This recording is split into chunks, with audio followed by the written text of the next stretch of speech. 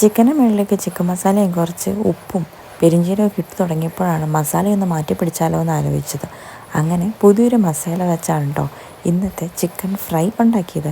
അപ്പോൾ അതിന് വേണ്ടിയിട്ട് ഞാൻ ചെറിയ മിക്സിയുടെ ജാറിലേക്ക് കുറച്ച് കാന്താരിമുളകും ഇഞ്ചിയും വെളുത്തുള്ളിയും കൂടി ആദ്യം ഒന്ന് അരച്ചെടുത്തു. അതിലേക്ക് കുറച്ച് മോര് കൂടി ചേർത്ത് ഒന്നുകൂടി നന്നായി പേസ്റ്റാക്കി എടുത്തു.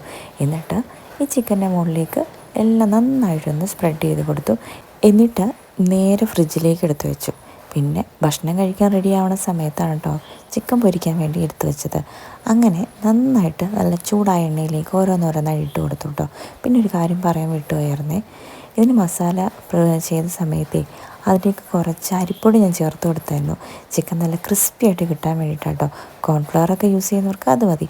പെട്ടെന്നുള്ള തട്ടിക്കൂട്ട് പരിപാടി ചെയ്തുകൊണ്ട് അതൊന്നും കിട്ടിയില്ല. അങ്ങനെ അവസാനം നല്ല അടിപൊളി നല്ല സ്പൈസി ആയിട്ടുള്ള ചിക്കൻ ഫ്രൈ കിട്ടിയിട്ടുണ്ട് കേട്ടോ. അപ്പോൾ എല്ലാവരും ട്രൈ ചെയ്ത് നോക്കണേ.